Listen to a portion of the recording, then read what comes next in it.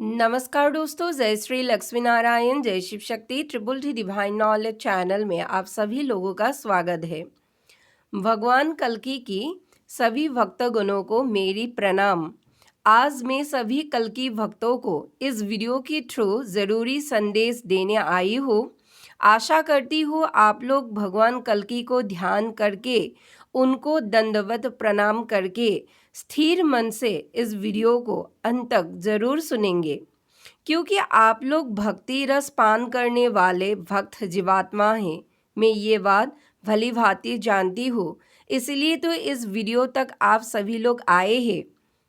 दोस्तों, ये वीडियो आप लोग अपने लव वंस तक ज़रूर शेयर करिएगा, ताकि सबकी बुद्धि निर्मल होकर सबके हृदय में कल की ऊर्जा प्रकट हो पाए। एक भक्त दूसरे भक्त के उद्धार के लिए अल्प दयावान तो बन ही सकते हैं, क्यों? तो दोस्तों, प्रेम से ही तो प्रेम को बुलावा देते हैं हम सभी मानव। वीडियो अगर अच्छा लगे तो दोस्तों वीडियो को एक लाइक, एक शेयर और चैनल को सब्सक्राइब अवश्य करिएगा। तो चलिए बिना बात को लंबा ना कर सभी कल्कि भक्तों के लिए ज़रूरी संदेश मैं इस वीडियो के थ्रू आप सभी लोगों के लिए पेश करती हूँ। दोस्तों, जैसा कि आप लोग तो जानते ही हैं, जो मुझे रोज़ सुनते हैं मेरे व्यूअर्स, प्रेम भाव से कि मैं रोज़ मेडिटेशन करती हूँ और मेडिटेशन में कुछ कुछ विजन्स भी देखती हूँ। लेकिन मेडिटेशन करने से पहले मैं बाकी कुछ कल के चैनल्स देखकर दुखी हो गया था, क्योंकि उन चैनलों में से एक चैनल्स के एक यूट्यूबर ने, मैं नाम नहीं लूँगी, आप सभी लोग समझ ही जाएंगे, भगवान कल्कि के नाम को एक बीमार कहा और प्रभु कल्कि नारायण की अपने काली जुबान से अपमान भी किया और ब्रह्म को बहुत बुरा बुरा कहा भी उस वीडियो में। तो ब्रह्म कल्कि नारायण के अपमान कोई भी सच्चा कल्कि भक्त सुन नहीं पाता है, क्योंकि पुराण में भी कहा गया है, जहाँ पर भगवान के नाम का अपमान होता है उस स्थान को छोड़ना ही अपने आत्मा के लिए कल्याणकारी होता है। अगर आप दोष से बचना चाहते हैं तो जो यह घोर पाप कर रहा है उसके साथ तो क्या क्या होगा वह भगवान कल्कि ही जाने। इसी बात से मैं दुखी होकर बाकी दिनों की तरह मेडिटेशन में बैठी और मेडिटेशन में मुझे एक दिव्य घोड़ा दिखाई दी, जो आमतौर पर हम भगवान कल्कि के चित्र में देखते हैं। उस घोड़े के ऊपर एक उज्जवल दिव्य जोरदार प्रकाश, मानो वो दिव्य प्रकाश ही सबका स्रोत है। और कई सारे शून्य भक्त शून्य में बैठकर उस दिव्य स्वरूप को हाथ जोड़कर अचंभित तरीके से देख रहे हैं। मैं इस दृश्य को देखकर दंग रह गया मेडिटेशन के अंदर। ऐसे ही निहारते निहारते उस दृश्य को मैंने उस दिव्य प्रकाश के अंदर अग्नि के समान उज्जवल 8 शब्द दिखाई भी मुझे दिया और एकाएक सुनाई भी दिया।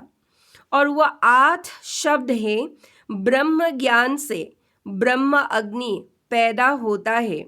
ध्यान से सुनिए भक्तों, वह 8 शब्द क्या है? वो दिव्य शब्द, ब्रह्म ज्ञान से ब्रह्म अग्नि पैदा होता है।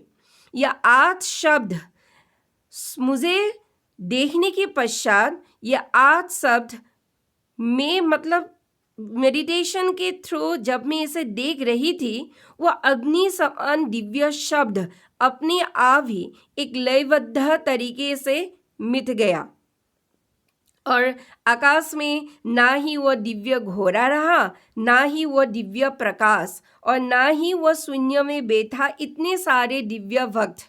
पता नहीं सबके सब कहाँ चला गया, लेकिन जो मैंने देखा उसके बाद मैं दंग रह गया। सब गायब, मानो अब मात्र रह गया है एक मुक्त नील वर्ण आकाश। मेरे ध्यान से आँख भी बेचैन होकर खुल गया।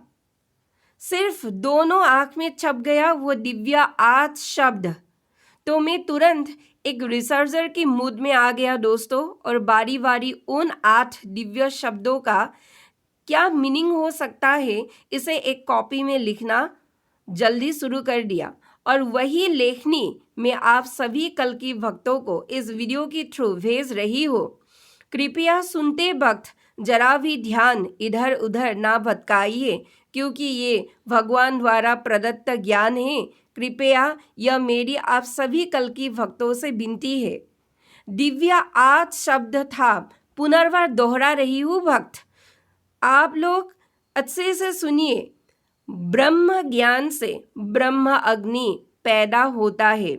क्या कहा उस दिव्य प्रकाश पुंज ने कि ब्रह्म ज्ञान से ब्रह्म अग्नि पैदा होता है। भक्तों, ब्रह्म ज्ञान का मतलब होता है ब्रह्म की दिव्य आशीर्वाद से उस परम सत्य का गहन ज्ञान पा लेना, अपने अंदर की ब्रह्म से आत्मा साक्षात्कार होना। मैंने तो शोध में यही मतलब निकाला है। जिस आत्मा को सदा सर्वदा हर स्थिति में यह भान होता है, मैं ब्रह्म की नजदीक हूँ, मैं ब्रह्म को हर वक्त अनुभव कर रहा हूँ। अपने अंदर सच क्या है, माया क्या है, यह मैं धीरे धीरे भली भांति पहचान रहा हूँ। एक ऐसी आध्यात्मिक अवस्था जहाँ पर इस नश्वर शरीर की शर्म अर्थात जो लज्जा है, इस नश्वर शरीर से उत्पन्न होने वाला वह लज्जा ब्रह्म के सामने मिट जाए सदा सदा के लिए। कह शरीर रहा है या ब्रह्म भीतर से कह रहा है, इसका भान भी मिट जाना। खा आप रहे हो या ब्रह्म खा रहे हैं, इसका फर्क ही मिट जाना। रात्रि निद्रा में अपने शरीर को माध्यम बनाकर पलंग में आप लेट रहे हैं या उस ब्रह्म की एक फ्रीक्वेंसी में उत्पन्न एक आवरण में आप लेट रहे हैं या डायरेक्ट उनकी गोद में ही आप लेट रहे हैं, इसका भान हो जाना भक्तों। ब्रह्म की चिंतन मनुष्य रूपी आत्मा में बहना, दृश्य माध्यम के जरिए ब्रह्म की हंसी, ब्रह्म की करुणा, ब्रह्म की प्रेम और ब्रह्म की करुणापूर्ण पद्म कमल रूपी 2 नयनों की प्रेम पूर्ण कटाक्ष, उनकी भक्तों के लिए प्रेम जैसे मानो ब्रह्म की ममता से भक्त जीवात्मा चिरकाल के लिए बंध गया है। कतीले संसार की भान होते हुए भी एक मौन मीठा आनंद, उस मीठा आनंद में केवल और केवल एक गहीन ठंडी भरी शांति, मानो ब्रह्म की प्रेम की बारिश में आत्मा सदा के लिए तृप्त हो गया है। ऐसा अलौकिक भाव उत्पन्न होना एक भक्त जीवात्मा के अंदर, तो समझ लीजिए कल की भक्त कि आपके भीतर ब्रह्म ज्ञान पैदा हो गया है। अब ब्रह्म ज्ञानी बन रहे हैं धीरे धीरे। अब आप ब्रह्म को किसी मंदिर में नहीं ढूंढेंगे, क्योंकि आपको पता है कि आपको कोई अलौकिक दिव्य शक्ति संभाल रही है हर वक्त, हर वक्त कल की वक्त, हर वक्त। हाँ, आप ब्रह्म की पार्थिव मूर्ति की रसपान करने के लिए अब से मंदिर आप जा सकते हैं। समझ लीजिए आपकी माया से मुक्ति आपको मिल गया है। अहो भाग्य, अहो भाग्य उस भक्त जीवात्मा की कल की वक्त, उसने ब्रह्म में अपने आत्मा को मिश्रित कर दिया है, अपने सोच से, अपने वचन से, अपने कर्म से, अपने तन से, अपने मन से। अब आते हैं ब्रह्म अग्नि शब्द पर, क्योंकि भगवान द्वारा प्रदत्त उन 8 शब्दों में और 2 शब्द भी कहा था जो ब्रह्म अग्नि 2 शब्द था।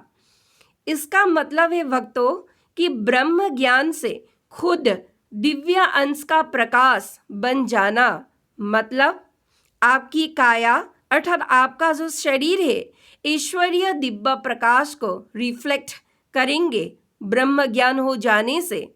ब्रह्म अग्नि का समान आप डायरेक्ट व्हाइट लाइट की राइट हैंड बनेंगे। लेकिन सावधान भक्तों, पुरानी अहंग को खोलकर उसे विदा देना होगा और अहंग को अपने पास थोड़ा भी फटकने मत दीजिएगा। मैं उस खोरा आरोही, उसी दिव्य प्रकाश पुंज प्रदत्त दिव्य आद शब्द की शोध कर यही निष्कर्ष तक अब तक मैं पहुंची हूँ। और आप लोगों को मैंने तुरंत दोस्तों ये वीडियो जो है आप सभी लोगों को सर्व कर दी है। इसी तरह सभी भक्त एक साथ मिलजुल कर रहिएगा दोस्तों। इस समय में आप सभी भक्त भटकिएगा मत, किसी को नीचा भी मत दिखाएगा। ऐसे ही सभी भक्त ईश्वर द्वारा प्रदत्त मैसेज को सभी तक समय समय पर बांटते रहिएगा।